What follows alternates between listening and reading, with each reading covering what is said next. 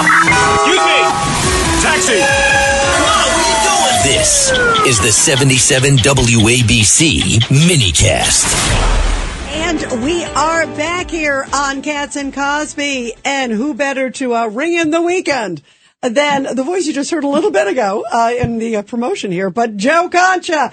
Joe, we love you. And Joe, I don't even know where to begin. But one of the craziest things, you and I were chatting earlier, Jim Acosta and Adam Schiff are the media experts. Explain.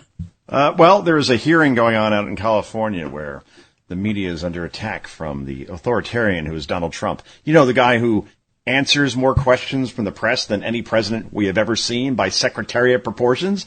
Anyway, there we have some sort of like mock hearings going on, California only, of course, with Schiff all upset that CNN may be taken over by David Ellison and CBS, quite frankly, through Bari Weiss. So therefore, there was concern that, you know, the news is going to die. Jim Acosta is saying this. The same guy, I don't know if you remember this, Rita, and everybody there.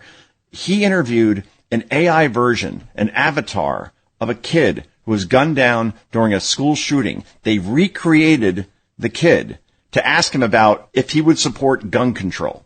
And that's Jim Acosta's version of journalism. Yet this guy is lecturing everybody on how journalism has to be saved when he's the one who helped kill it.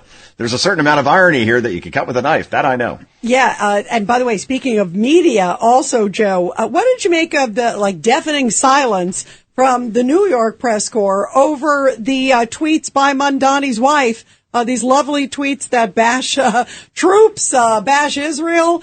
And they had these press conference opportunities. And this week, nobody in the New York press corps, I guess, had the cojones to ask a basic question.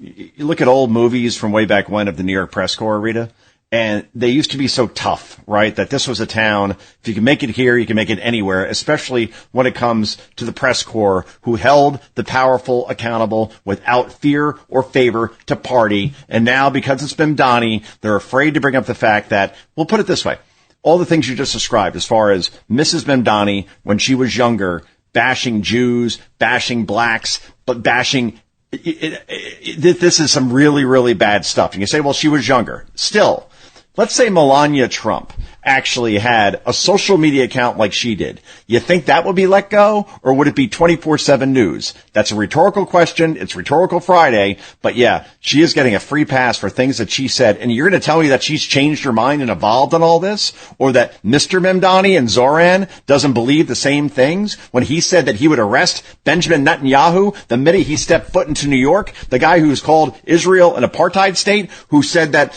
a Holocaust is going on in Gaza when he barely condemned what happened on October 7th, 2023.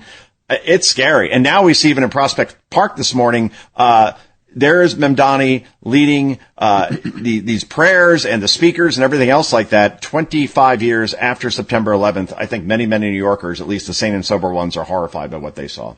Yeah, it is an interesting moment. I'll give you that. We have Governor Patterson here. Joe, what I thought was interesting about the whole thing was that after the press conference, when the issue was really more about the press than it was about what Mrs. Mamdani was saying, that we're, 48, 60 hours since then, and no one has really mounted any kind of a movement or any kind of general conversation where it would be agreed that the media shouldn't act that way. No, that's the thing. I mean, you're a reasonable Democrat, Governor, and I would think there would be more out there that would be saying, hey, we need more answers about this, or at least she should have to step up to a microphone and answer questions. Do you still believe all these things? Now, she'll probably lie and say, no, of course not. I was young. I didn't know what I was saying. But in the end, it's the free pass thing that just really bothers me, because these things were said. They're on paper. It's not like he said, she said. A source close to Mrs. Mamdani said that she said this when she was younger. At the same time, this is a real problem in a town where so many Jews are represented by this mayor, yet I have a feeling that they're not feeling very comfortable right now. That I know. Well, we have Judge Weinberg here. Speaking of which, go ahead. Hey, Judge. Hi, Joe.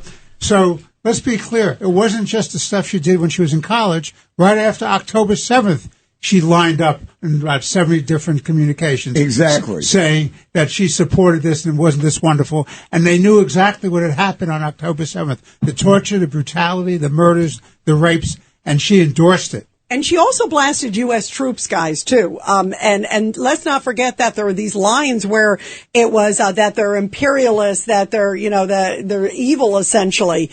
And we've got American troops in harm's way right now. It's shocking to see that. Yeah, I mean, when she was older after college, she liked tweets. You could say, well, she didn't say it. Well, if you like it, you retweet it. And that's basically your voice, so...